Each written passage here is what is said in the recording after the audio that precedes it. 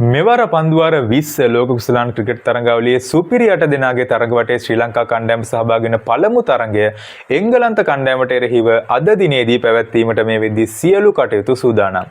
ඉතින් අපි බලමු අද තරඟය සඳහා ක්‍රීඩා කිරීමට සුදුසුම ශ්‍රී ලංකා කණ්ඩායම කුමක්ද කියන එක ගැන.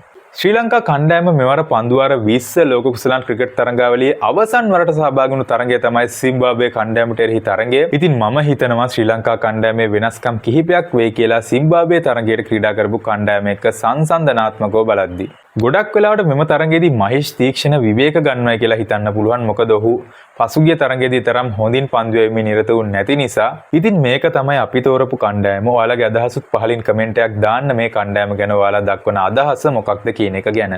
සුපුරුදු පරිදි ආරම්භක පිතිකරුවන් දෙදෙනා විදිහට පැතුම් නිස්සංකත් කුසල් ජනිත් පෙරේරත් මෙම තරඟය සඳහා ක්‍රීඩා කිරීමට වැඩි ඉඩක් තිබෙනවා. ඉන් අනතුරුව කුසල් මෙන්ඩිස්, කමිදු මෙන්ඩිස්, පවන් රත්නායක ඒ වගේම මම හිතනවා අද තරඟයේදී පන්දු යවන්නෙක් වෙනුවට ශ්‍රී ලංකා කණ්ඩායමට පන්දු යැවිය හැකි පිතිකරුවෙක් ආදේශ කරයි කියලා. ඇත්තට මේක මම අනුමානයක් වශයෙන් පමණයි කියන්නේ, මම දන්නේ නැහැ මේක මේ විදිහට වෙයිද කියලා.